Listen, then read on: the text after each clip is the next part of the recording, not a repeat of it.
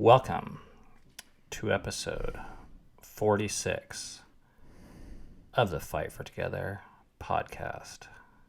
Hey there. You're listening to the Fight for Together podcast. I feel like I should have something I say every time. I don't know what it should be. Leave a comment below. The beginning? This is at the beginning. I'm telling our listeners to leave a comment below about what Cammie should say. It's like pretends that it's like interactive. I like saying peace out at the end, but I don't know what to say at the beginning. Peace in. It's kind of awkward.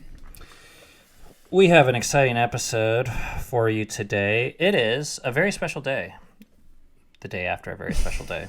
Yeah. Yesterday was Cammie and I's 19th wedding anniversary. Here, I'm going to clap for us. Yeah. Why not? 19 years without a divorce. We've stuck around each other. We had some fights that crossed state lines, but some of those states are really close together. 2.5 hours. Mm-hmm. So. That was all in the first 5 years. It's true. Okay, so a little comment update. Man, I do not have my shit together. We just got back from our wedding.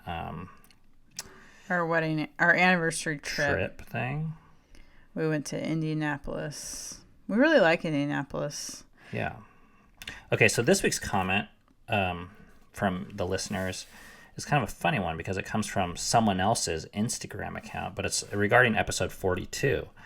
So 4 episodes ago, and it's this guy, Pastor Derek Vreeland, author of, by the way, you guys saw we did a review. It would be a very strong word for this book, but we did a response to the first chapter.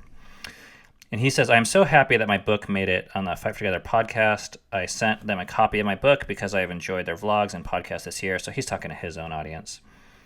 Ben and Cammie Crawford have a fascinating story. They completed a thru hike of the Appalachian Trail last year with their 6 amazing kids. Amazing, huh? Sometimes. They are writing a book about their thru hike. I can't wait to read it. Oh, that's cool. They are smart. This is the good part. They are smart, insightful, unconventional, and at times irreverent. At times. I'll own that. Oh, yeah, Cammie is. I find myself disagreeing with them about half the time, but that's okay with me. Half the time seems like we could be like best friends. Because I don't know anyone. Is that saying that he actually agrees with us half the time? Or that he's just like, maybe he agrees 10% and there's like 40% that it's like, and then you disagree half. I don't know. But I think our family disagrees. Some of your family disagrees with about 95% about what I believe. So this is 45% better. I could say the same thing about me, yeah. Sure. They challenge me and captivate me with their ever-evolving story. I might be the only pastor who listens to their podcast, and that too is okay with me. So I want to give him a clap for staying with us, even though he's a pastor. But then that can't be easy to do. I guess he left a comment on our YouTube page, to which Keith, who's a Fight for Together supporter, also actually both Keith and Derek have sent money to the chair fund. Plug it. And Keith said, well, I was a youth pastor for 6 years or something, which does not count because he's not currently. Yeah, we've all been pastors. Yeah. Right? Except for me, because I'm a woman. Yeah, but who hasn't been a pastor at one point in their life, really? But Derek is currently a pastor, which makes his situation very fascinating. Yeah, that's why I had to clap for him. That was a very well-suited applause. And actually, someone asked last week who we would want to have who would we want to interview on this podcast. Mm-hmm. I would be interested in interviewing Derek. Mm-hmm. Should I call him Pastor Derek? Mm-mm. Yeah, I actually did think that was condescending because I don't like that as a title either. But I would be really interested in interviewing someone like that because I just think there's so much to be gained from dialogue with people that disagree. I don't see disagreement as a liability. And if they can disagree in a way that respects each other's opinions, is like really, I think it's a very cool thing to see. It's for someone to see It's that. the most fun thing ever. I mean, Yeah. who wants to hear two people that agree about everything?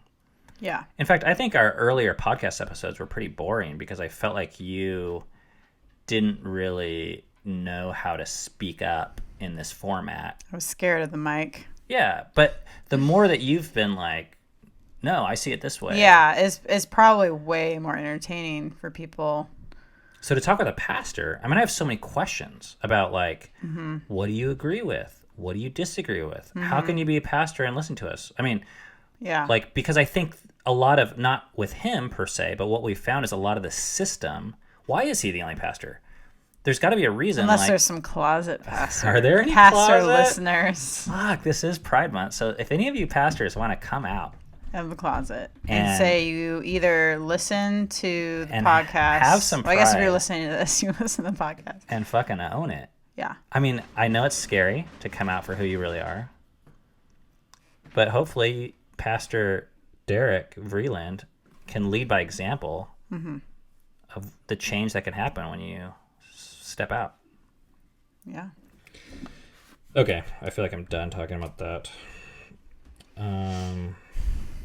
I think we're ready for the main topic of the day. Where are we here? So maybe Pastor Derek and I can be in touch, if that's possible, about how we would do that. The problem I don't like doing. I've never done remote podcasts, so that kind of almost immediately shoots that idea down. Okay, this is a marital anniversary episode. But, of course, here at Fight for Together, we don't do things the easy way. We're going to, I think, hit upon a topic of marriage that is very common, but oftentimes not talked about. And talk about how it was in our own relationship. Okay. Let's do it.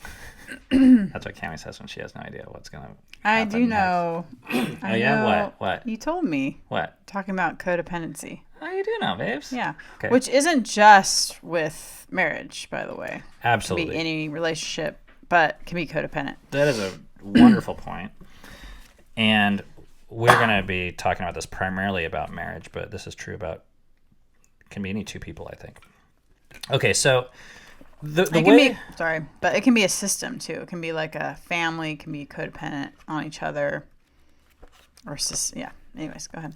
Okay, the way this came about is I've been speaking with some friends recently about my writing, and they're talking about their writing and goals, and trying to accomplish those difficult things that you feel like are inside of you, but there's so many excuses for why they're not coming outside of you. So much resistance. Yes. And then one of them, in fact, a number of these people, these friends, said that they feel like the more they're honest with themselves, they feel like the number one person holding them back, maybe not intentionally, but pragmatically, is their spouse. And then this chapter of this book came up that I'm going to read in its entirety. It's only 4 paragraphs long. And this book is titled The War of Art. Yeah. And Not to be confused with The Art of War. The War of Art. the subtitle is Break Through the Blocks and Win Your Inner Creative Battles. Now, if you are an aspiring writer, vlogger, artist, creative, potter, business owner, anything that requires motivation of any type, So parent. yeah, this is the number one book I can recommend on the planet. On a per word basis, it's been worth more to me per word, per dollar, per minute of my time than any book I've read. It's had more of an impact on me. Mm-hmm. And a lot of creative people that I know say that. Mm-hmm. So do yourself a favor, and by the way, do us a favor, and click on the link in our show notes, which will get you the book and it will get us money, because I think every time you click it, we get like 16 cents.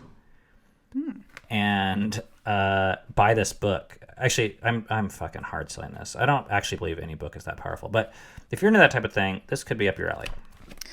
I think I want to reread that book. It's been a while. Really think you should. And especially kind of what I've been dealing with like my music and stuff. I would love it if you would reread this. Yeah. All right. Which reminds me, it is time to hear a quick word from our sponsor, Thing.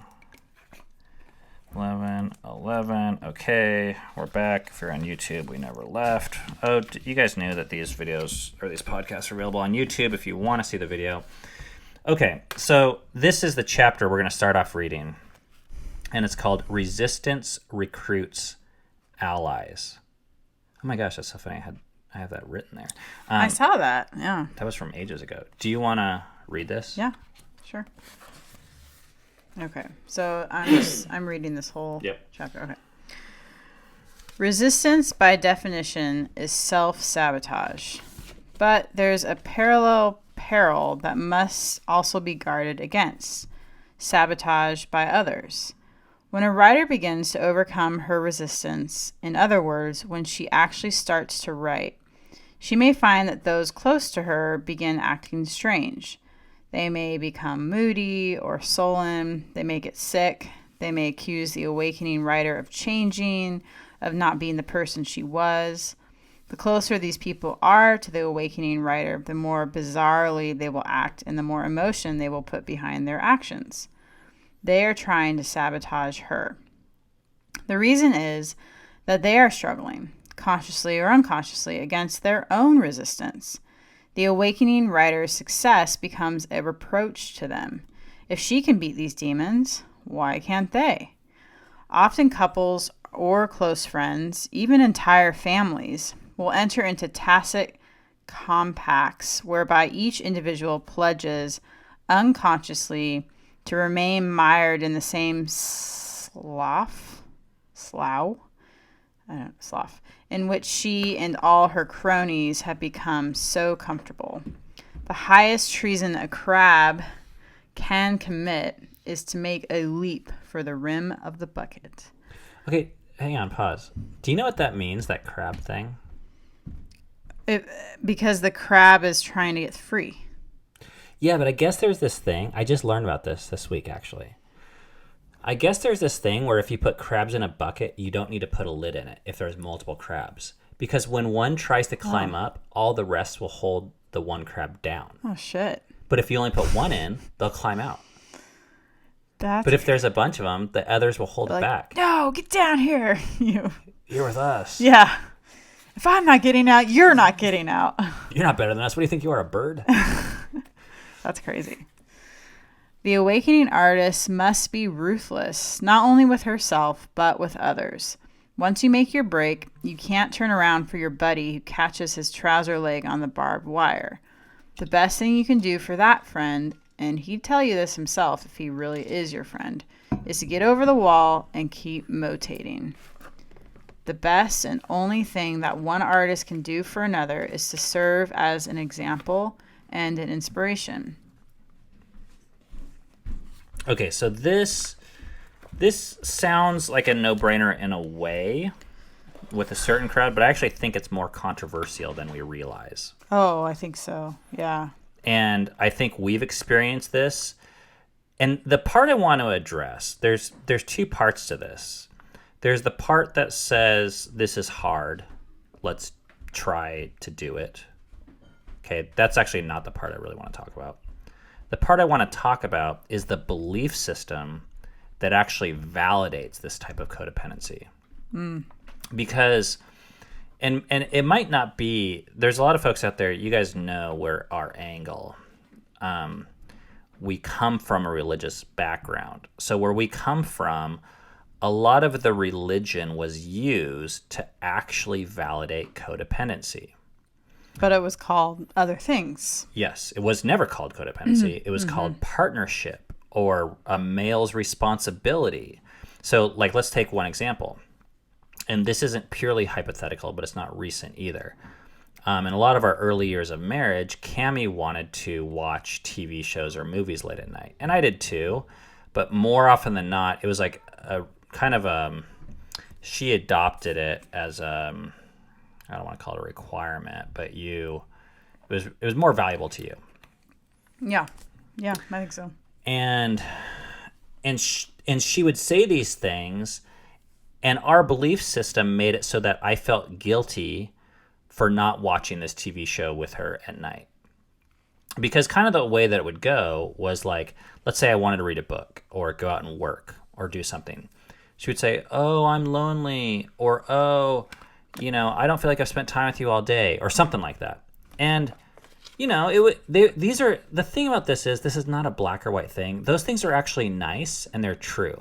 Like, I appreciate, I don't think Cammie was lying or being manipulative on purpose. I think she actually wanted to spend time with me. And our belief system was such that as a religious man, I felt like it was my biblical responsibility to look out for her emotions. And if Cammie felt lonely or insecure, I felt like it was my responsibility to solve that. Which now is a little bit crazy for me to think about for a number of reasons. One is, I don't even believe it's possible for one person to solve another person's loneliness. Like, if one person decides that they need, another human to fill a void that is essentially bottomless, the other person trying is a pretty futile attempt. But the second thing that this book focuses on is the best way to help Cammie is not by succumbing to the lowest common denominator of our desires. And I don't want to shit on watching movies because that's not the point. But if I feel this need to create art or go and work or do something let's say it's hard for me to do and it's something that I think is valuable, then it would not be uncommon to expect those around you, and especially those closest to you, to be the ones that actually prevent you. Mm-hmm. Yeah, because he's talking about how it awakens something unconsciously in the other person to their own resistance, and like, oh, I could do that too, but because they're not aware of it, they just act in all these weird ways of like trying to sabotage the other person, I think. Yeah, and it's so unconscious, and this is where it's hard to even talk about a bit because no one is claiming to sabotage another person. But it's uncomfortable when someone else is, the word he uses is motating, but let's say moving forward, going into uncomfortable territory. People around that person have one of two choices: to either celebrate that person's victory, and what that does is it kind of functions as a bit of an inspiration for themselves to say, if it's possible for them to move and do something, maybe it's possible that I do that. And it actually then becomes a life-changing force. Or the far easier thing to do is to be like, you can't do that. To actually try and tear the person down. I think I had this emotion come up a lot. I felt like it was unfair. And I wonder if that even came from me feeling like I wasn't living into my fullest potential. So it just felt unfair to me. So it's then I'm seeing myself as a victim instead of, really being able to ask the question like, well, why do I feel this way? But I think I mean, some of it could have been other things, but I think for a lot of those years, I felt like you had more freedom. And so it felt like unfair to me. But I think it's because we were locked into these like gender roles that we don't really there's a lot of anymore. variables here that I don't want to get to all of them fully. So we're just talking about like one variable because I think in some ways our lives were built unfairly. And everyone's going to have their own variables that they're going to have to sort through. So this isn't a male or female thing or a religious or non-religious thing, but this is just a thing that says when one partner feels like they got to write a song or they go out and pick up a guitar or they start a craft or they start something, and the other partner's initial response is one of discouragement, subtly even, more often than not subtly. Being like, oh, it's funny the examples he uses, like the one partner gets suddenly sick. They're basically like, it's sabotage. I'm sick. Yeah. Well, and I think it's also because the partner is seeing the other one changing, and change is really hard. And I think we always resist change, at least initially. So yeah, I think even you can just say it's like that person's changing, like, oh, they're actually moving forward when they haven't been before. So I think that's hard because then all of a sudden that just throws the dynamic all off. And to me, the reason why this dynamic is important, I believe this dynamic of codependency is actually toxic. And what I mean by toxic is I prefer to describe toxic dynamics instead of toxic people, because I think this dynamic basically prevents growth from happening or stunts growth in some way. And it doesn't just happen with art. I mean, those are the easy things to look at, or those have been the main topics of my fascination as a creative person that's made like almost 1,000 vlog episodes and a number of podcasts. Like we're kind of in that space of producing non-income related projects. But it really can be, like Cami said, any type of change. Someone says, I'm going to stand up to my boss, or I'm going to stand up to my friend, or I'm going to write that letter that's hard. Or, I mean, think about this one. What about standing up to your spouse? Yeah.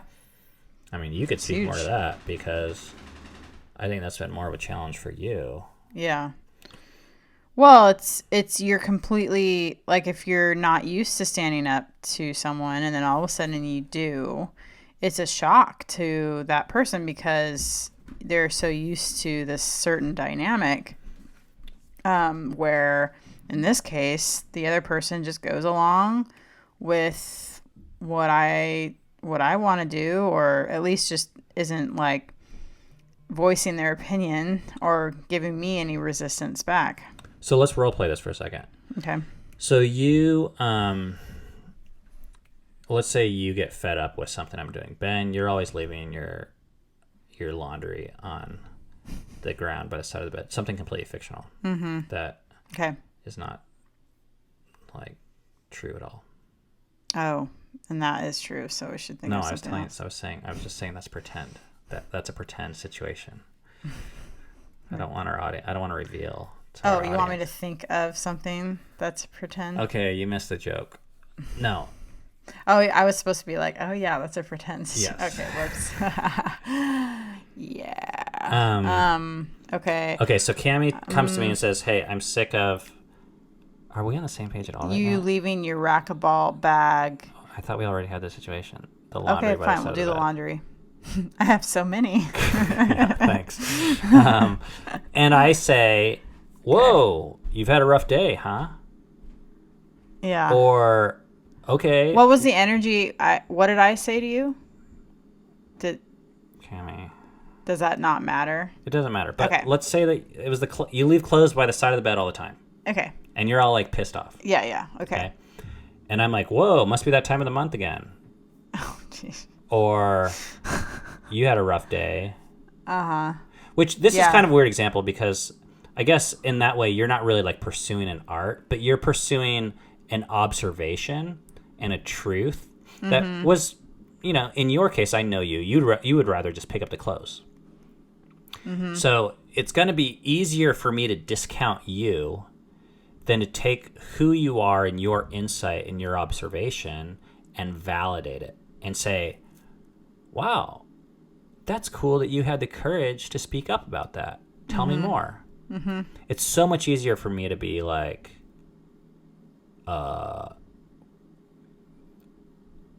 I can't. Just think of an like example. shut me down. Yes. Like, because, and you probably know, like, it's going to be easy because we have this dynamic and I'm stepping outside that one's of that. personal, so that maybe that's a bad example because it kind of like is directly against me.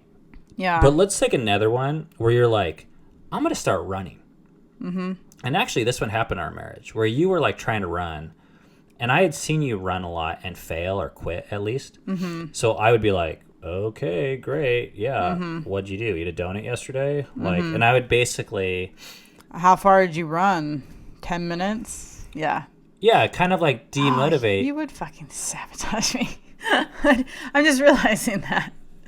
Yeah, I mean, I don't know how much. I think it's a little bit deeper. Yeah. And I don't know if that part of that was just me being cynical, not wanting to waste money on more shoes and shit. But regardless, I think that the mechanisms are still the same. Mm-hmm. Yeah. And you running might make me uncomfortable. Mm-hmm. So I could, if I'm not positive, there's a couple things you could do about that. But according to this author and this scenario, the best thing for you to do is to go run. Just keep moving forward, not whatever to that cater is. to my, be like, oh, hey, let's watch a movie tonight. Oh, I really miss you. Or like all that kind of stuff. There's a million things that I'm going to say to keep you from running. In other words. Yeah, but I mean, let's talk about how hard that is when you like have someone who you care about and you're just starting a really new dynamic by saying, no, I can't watch the movie with you tonight. I need to do this. Like that's hard. That's pretty. I mean, I just know, especially for my personality, that's really hard. I think it's harder for you. But maybe it's, hard for anyone. This is like, okay, so this is what I wanted to talk about tonight. Mm-hmm. I mean, a lot of this stuff has been intro. Mm-hmm. Is we've been married for 19 years yesterday. Mm-hmm. I feel like about 15 years of our marriage was based on codependency. Mm-hmm. That was the model we were given.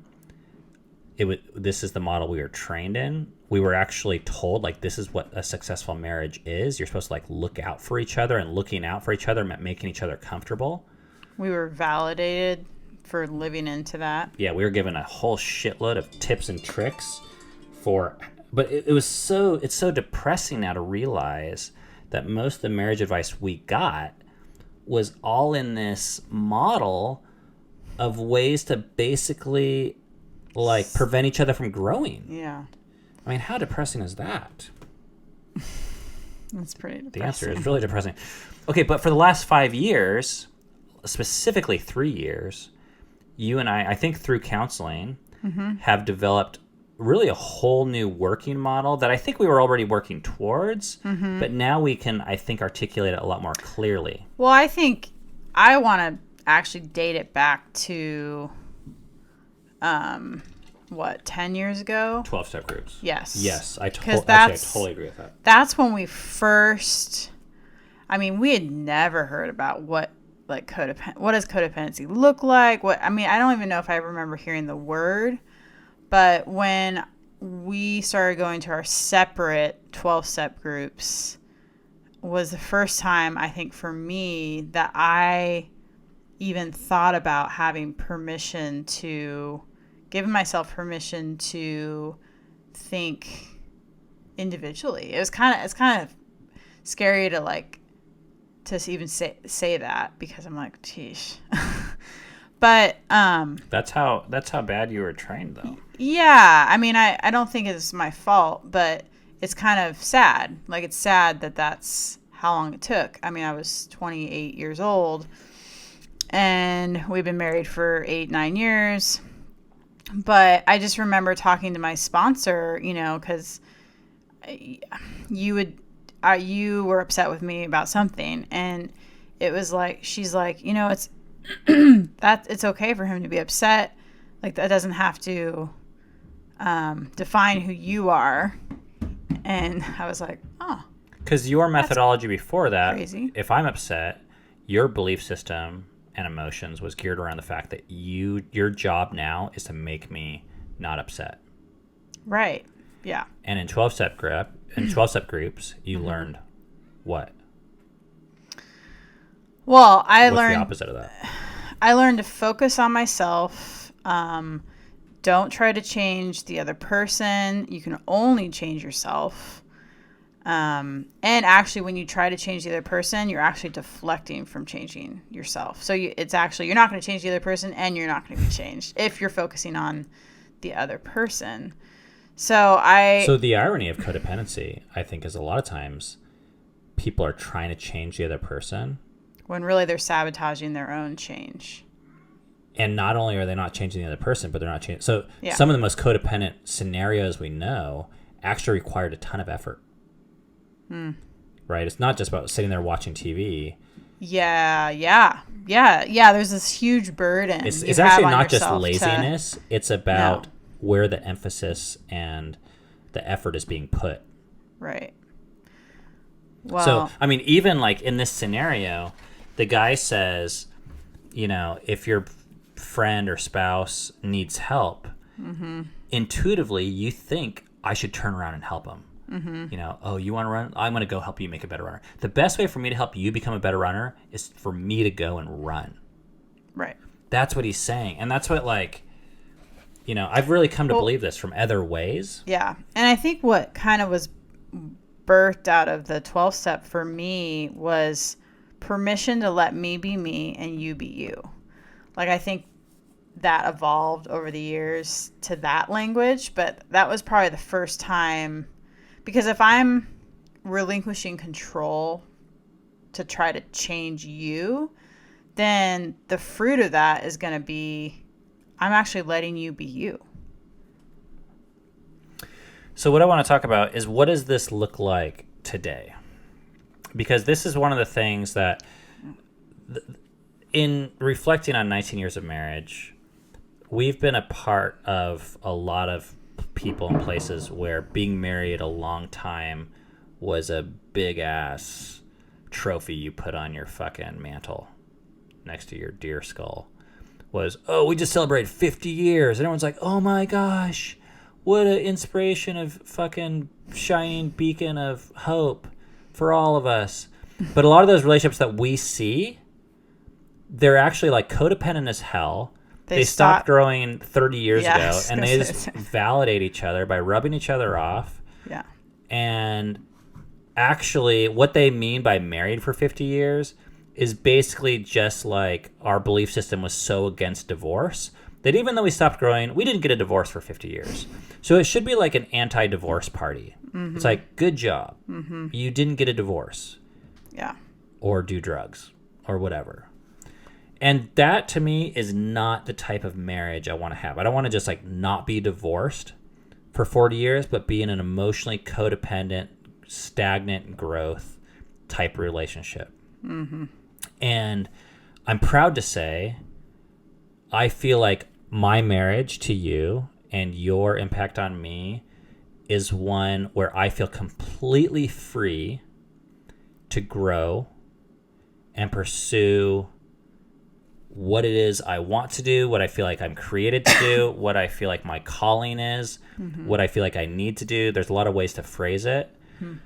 And I think and I hope that I'm the same to you. That is my benchmark for success in our relationship. Mm-hmm. And the way I gauge it is when I have something hard that I need to do, whether it's relational or artistic, or spiritual, when I come to you, I sense there's a 2-step process. And actually something like this happened tonight. And actually today is the closest we've come to this in a long, long, long, long time.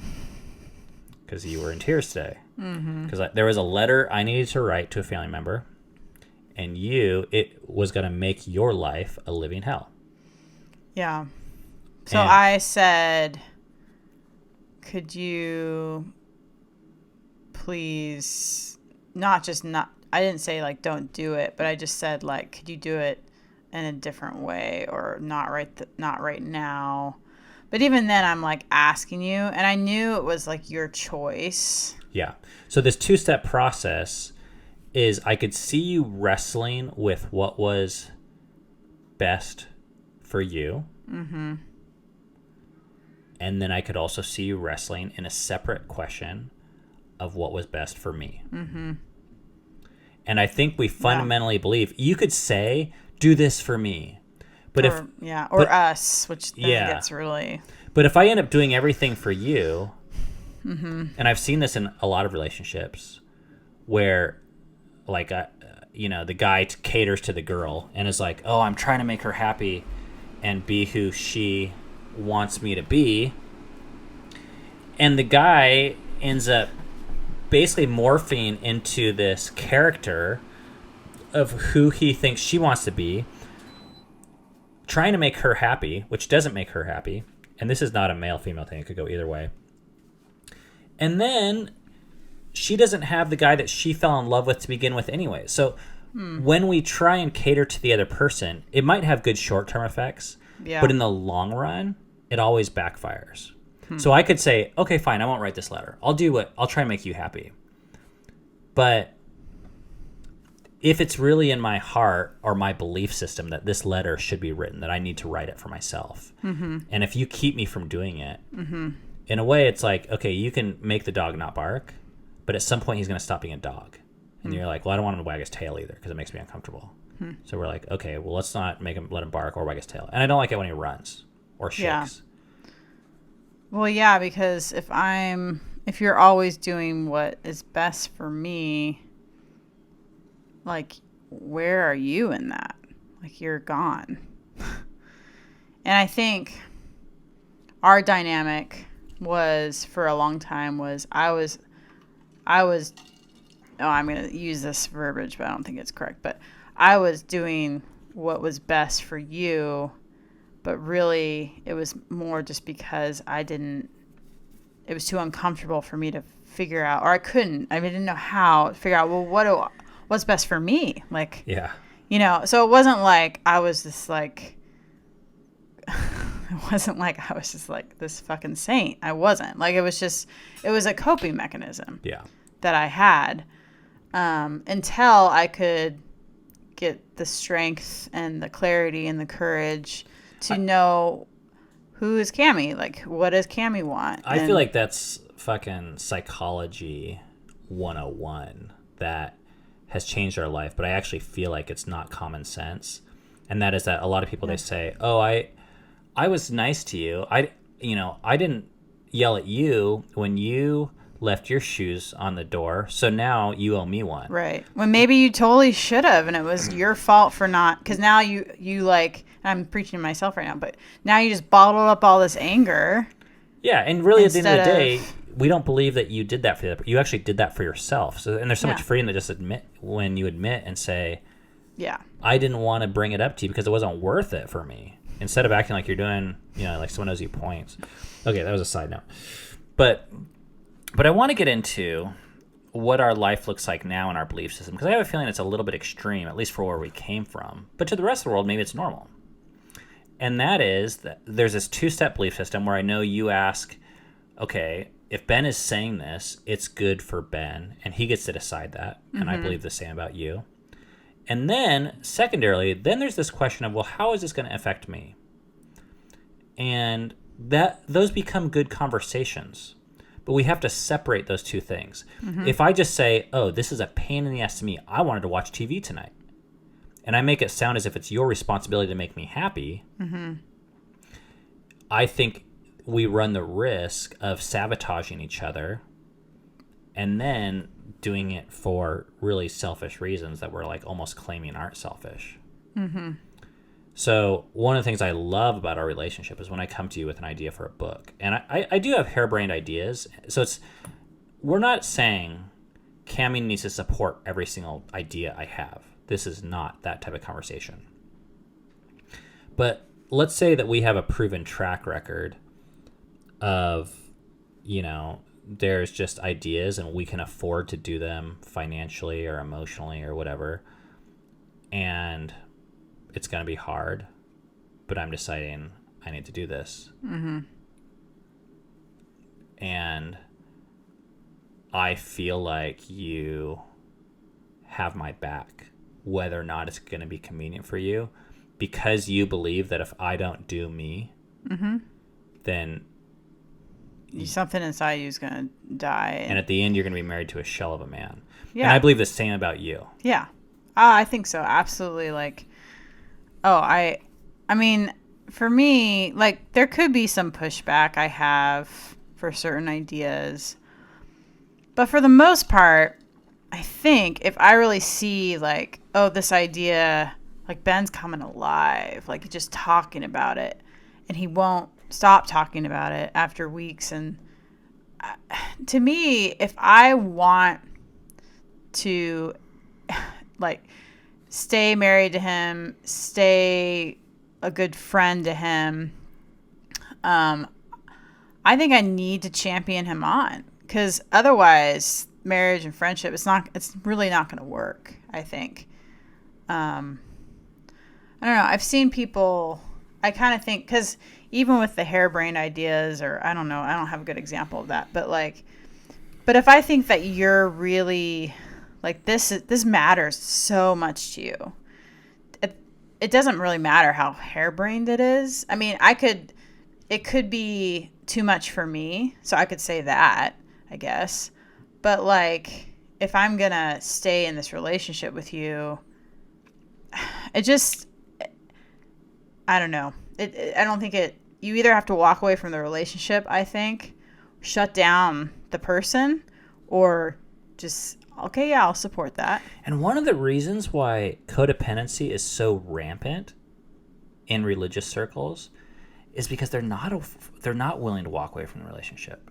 No. They have this spiritual biblical reason that they think validates any amount of relational destruction and lack of growth, because they've put divorce as the ultimate villain move, and longevity in marriage instead of just health.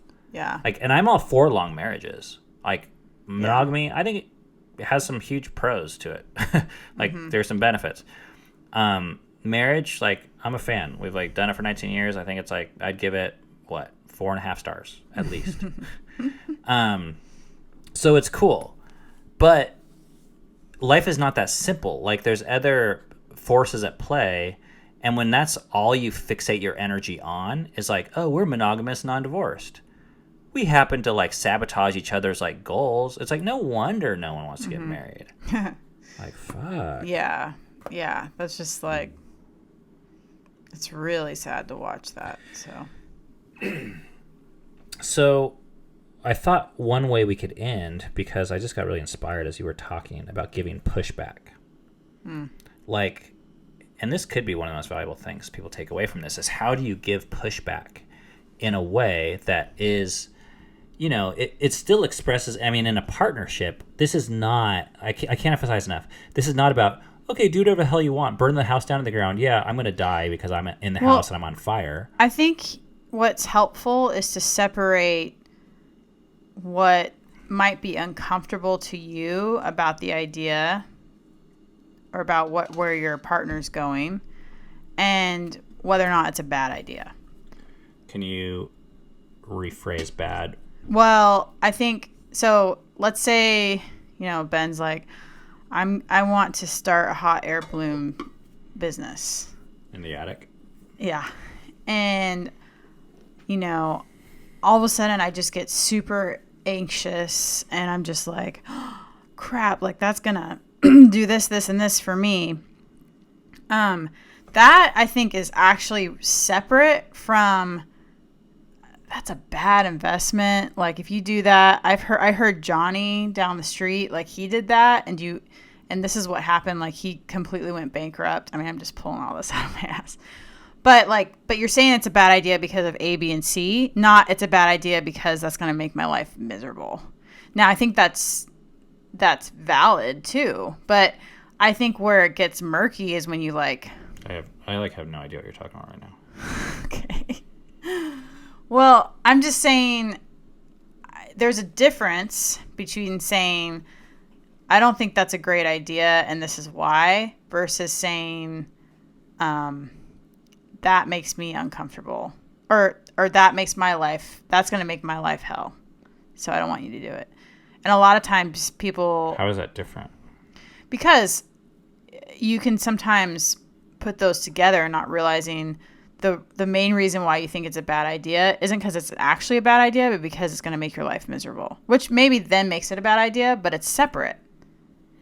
I feel like the distinction maybe you're trying to make, I'm not following you, is sticking to how it affects you. Yes.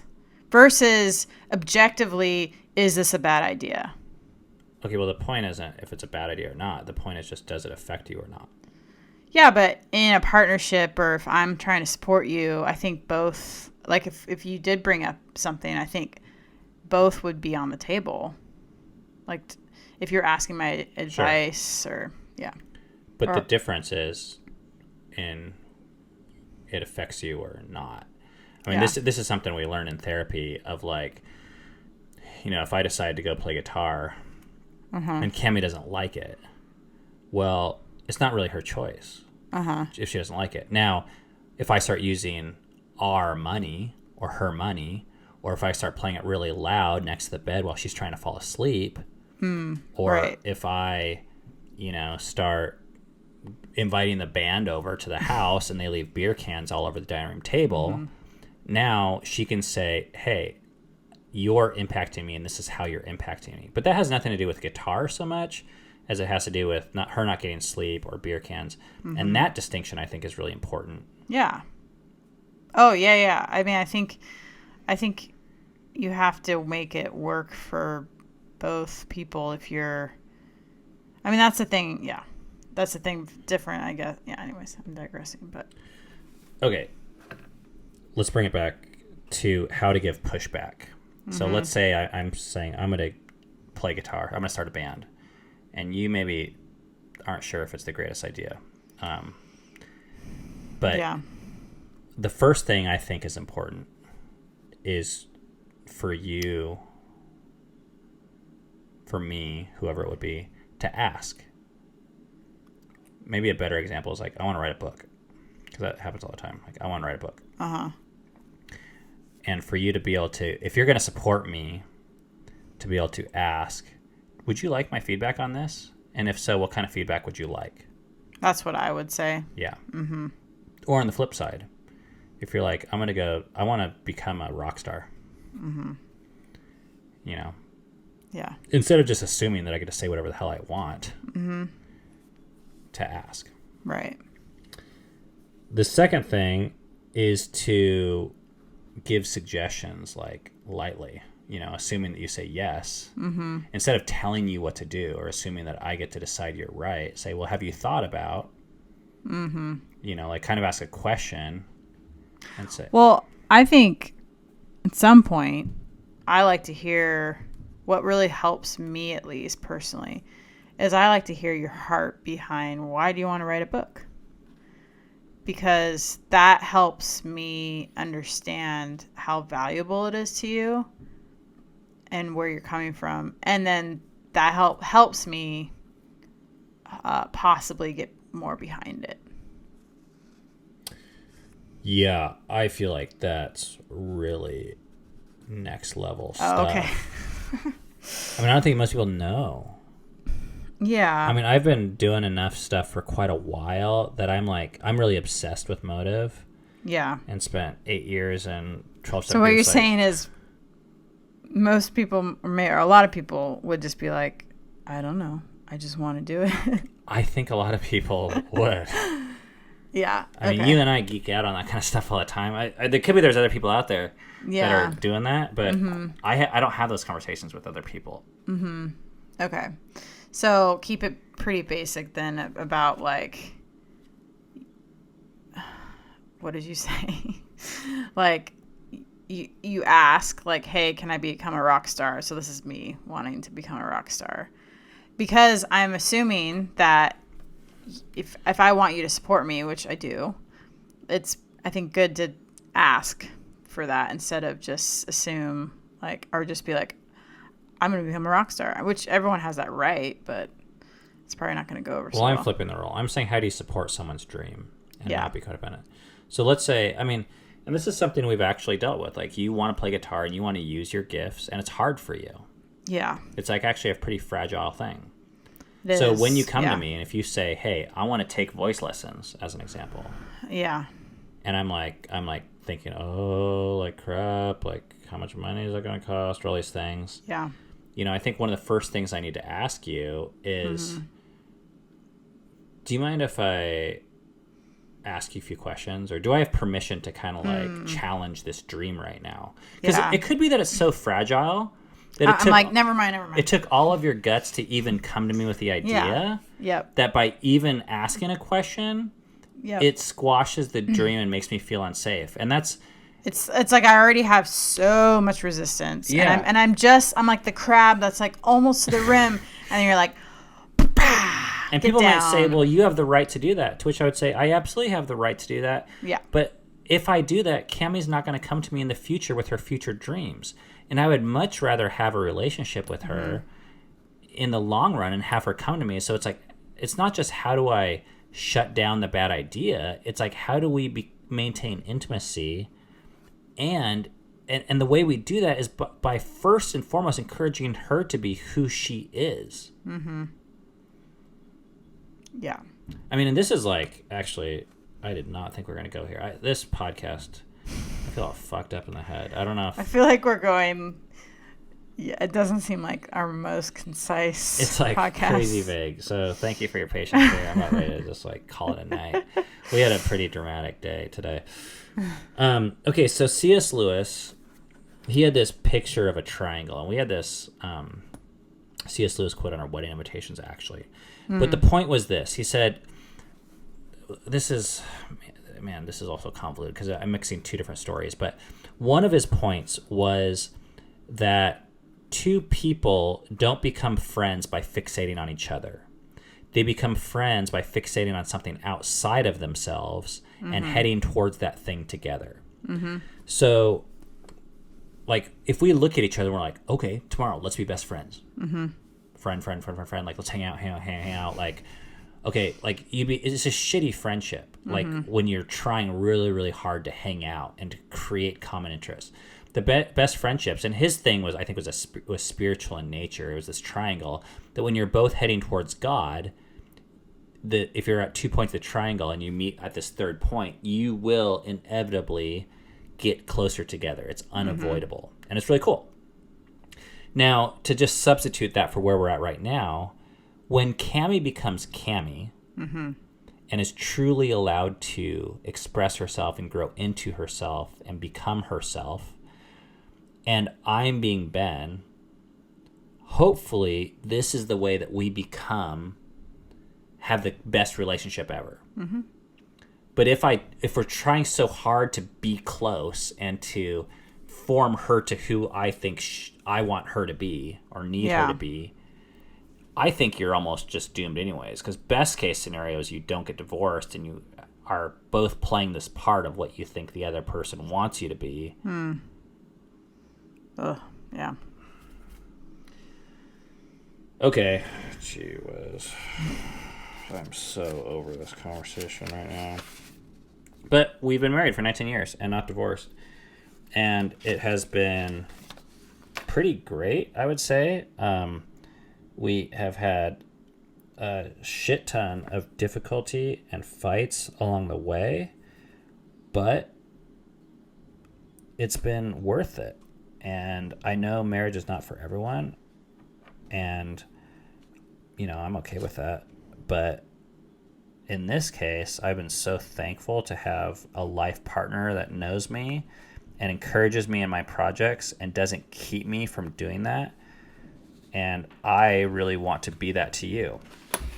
And if you're in a relationship where, you know, you don't feel like that with your spouse, I think there's steps that you could possibly take that would prevent further codependency from happening. But it could mean breaking old patterns and habits Yeah. that currently exist. Right. Okay, I'm staring at this stack of news that I don't want to deal with. I'm staring at this stack of phone calls that I don't want to deal with. There is this one that actually totally pertains to this today. So Not that we don't want your phone calls. no, I just feel like we're at an hour, and We will use them. Cammy wants to watch Stranger Things season 3. Okay, let's do it. Hi, Cammy and Ben. My name is Jessie. I'm from Denver, and I have a bit of a relationship question.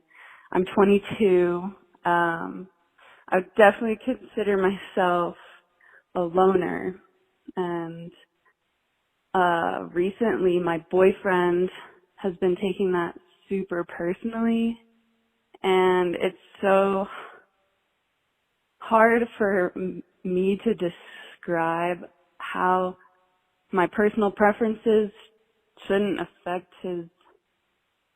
his way of viewing the relationship. And I know you guys have dealt with some of these same feelings of personal preferences and insecurities. So I was just wondering what you guys would think the best way to approach him and truly make him understand how I feel as a loner and how my time alone is so valuable to me. Also, additionally, I'm just thinking about, you know, marriage in the future and being around someone, you know, basically 24/7, living with them, sleeping with them in the same bed every night. And like, how do you guys feel about that? Do you guys ever get super sick of each other and just want to be alone? Anyway, love you guys. I listened to basically all of your podcasts in the last 2 weeks. Been binging hardcore, but finally wanted to call. All right. Thank you guys. Dude, that is hardcore. Binging all the podcasts in 2 weeks. Yeah. I really liked this phone call because I think it was so pertinent to what we talked about today. Yeah. Man. Where would you start? Well, the son of a bitch, I think, with this, Jesse, is I don't think you can make him understand your point of view. I think you can try, you know, to be honest and to share what your needs and wants are as a person and then in the relationship. But at the end of the day, he's going to have to decide if that's going to work for him or not. Well, and you have to be honest with yourself about what your needs really are. Yeah. And that's where, first of all, I commend you for, well, I really appreciate your phone call anyways, but I commend you for your self-awareness and honesty at this level of the game to even know this is something of value that is who you are. Absolutely. I mean, that's pretty unusual, I think. So one question I would have is, does loner have a negative connotation to you? Because I don't think, if it does, I think you might want to use a different word. Because sometimes for some people, they're like, oh, I'm a loner, or I'm a hermit, or I'm more introverted. Well, introverted, I think, has become more accepted. I know, but I just didn't know if that's what she meant, or if she meant something more extreme than that. My guess is that some of those, there's kind of like an overlap with a lot of those things. Yeah. But my point is, like, to understand that this is what makes you tick, and that this is who you are, and this is how your brain functions. Yeah. And to not even be down on yourself for that, I think is a first really important step. And to understand that if you don't listen to those needs and desires and preferences, that things will not go well for you. Like, you'll be burned out and worn out and running suboptimally for the rest of your life. Yeah. So, yeah, and I was a little bit torn because, you know, you said he takes things personally, and when I hear that, I get a little bit alarmed because I'm not sure what you mean by that. But if every time you don't want to hang out with him, he says, "Oh, you must not love me," that's a bit of a red flag for me in terms of, like, he has this insecurity that there's nothing you are going to be able to do that's going to be able to fix that. And not to say that you or him can't change, or I guess in this case we're talking about him mostly changing, but I think actually getting into a marriage will only exacerbate all of those things. Yeah. Just saying. Now, if he's up for a challenge and he's proven himself to be someone who doesn't mind having things addressed, I mean, I considered myself an extremely insecure person for our early years of marriage, especially. And like, if Cammie didn't have sex with me or didn't want to hang out, I mean, I was exactly that. But over the years, I think because I was like willing to change in other areas, that is one of those things that has also changed a lot. Yeah. But just don't expect that to go away. Yeah. I guess, or especially overnight. And I'm definitely more of an introverted person. So I can relate to, like, in our relationship, I've had to, and this has taken years, so you being 22 and recognizing this is great. But I had to recognize and accept in myself, I get drained a lot quicker than Ben does with certain things, especially social stuff.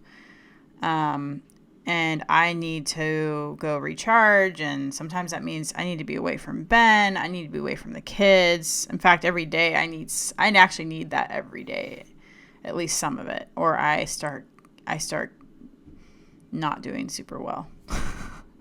And that affects me, but there's some things that it affects me that are concrete, and there's some things that are abstract. So for Cammie, if she says, well, I need to be alone for an hour, I better fucking find a hobby or something to do for an hour, because I'm not that way. I could probably spend 24/7 with you and not be bored, or anyone really. Like, actually not anyone, but people you like. With you, yeah, I don't have that same need. Mm-hmm. So her choices do impact me, but there's another area where they don't need to impact me. So if every time Cammie spends an hour, I'm like, oh, I'm not loved, or you don't care about me, or something like that, to me that crosses a line where I'm not only sharing how they impact me, I'm going back into her side of the street or her yard and telling her about my motivation for why I need to spend time apart. Yeah.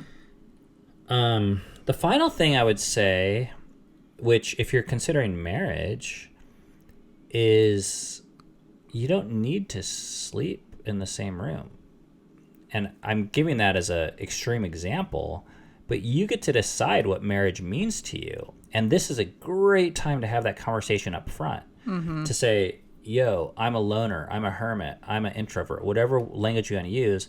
And to me, that's going to mean spending a significant amount of the rest of my life alone for me to be a healthy person.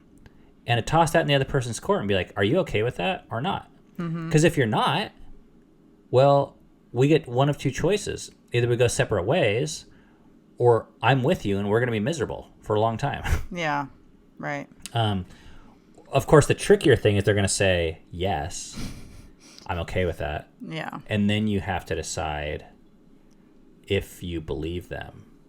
Right. Because a lot of people, depending on their background, would just say yes just because they want to close the deal. Right.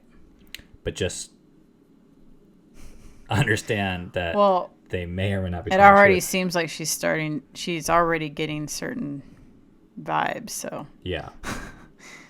Well, at this time, I think you can have a good test run and to say, hey, Saturdays I need alone, or after 8 p.m. I need alone, or when I give this signal, it means I need some space. Whatever the thing is.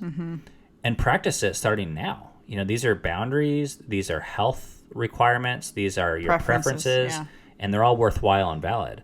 And if your partner right now is not respecting them now, do not expect them to respect you or your preferences or boundaries. Just because you're married or just because you've been together for 10 years or whatever. Yeah. Yeah. Cool. Thanks for the call-in. Yes. Okay. Got all these things. Okay. We have a special request for you guys. First of all, if you would like to call and leave a question, the phone number is in the notes, but it is 206-651-5744. And we really appreciate your calls. But we are coming up on episode 50. And what that means is I really would like you guys to call and to leave us a story or a response about how this podcast has impacted you or your thoughts on a topic or what one thing that you've thought about, something about you, not about us. Not a question either, but just like, just a story. Yeah. You have up to 3 minutes per recording. And on our 50th episode, I would love to get 10 of these and play them, and then we would react to them. Mm-hmm. But we're not going to be able to do this without your help. So if you're sitting there thinking, oh, great, I hope 10 people call in. Fuck you. Get off your lazy ass. Pick up the phone. Stop being a consumer. Okay, that was kind of harsh. But seriously. But yeah, if you have something to say, we'd love to hear it. Also, thank you to those of you that have supported us on Patreon. That has been incredible. Yeah. Patreon is the number one way that we are supported at this point. And we do have a chair fund for those of you that want to do that with Venmo or PayPal. But our patrons get, for $5 a month, you get a patron-only Q&A at the end of the month. And for $10 a month, you become on the producer team where you get to decide the content of the podcast and the vlogs and help give feedback in that area. Mm-hmm. And it's a way for us to get money, and those are perks. But really, this is about a way for us to connect with the people that are really getting value from what we are offering, so that we can develop more of a relationship with and focus on those people. So that's why it's important to us. Okay, we're just sticking these podcasts out there and recording them no matter what, regardless of the quality, because it's kind of a personal challenge for us at this point to stick with this commitment. So I hope this was valuable. Sorry if it was fucking convoluted and if it sounds like we just got back from an anniversary trip and are battling with parents. And If you have questions because something really wasn't clear, feel free to call those in. Yeah. we're going to have a whole follow-up episode where we just basically answer questions for this one. But Yeah. besides that, that's it for tonight. Looking forward to next week. Peace out. Thank you for listening to Fight for Together. We'll see you next time.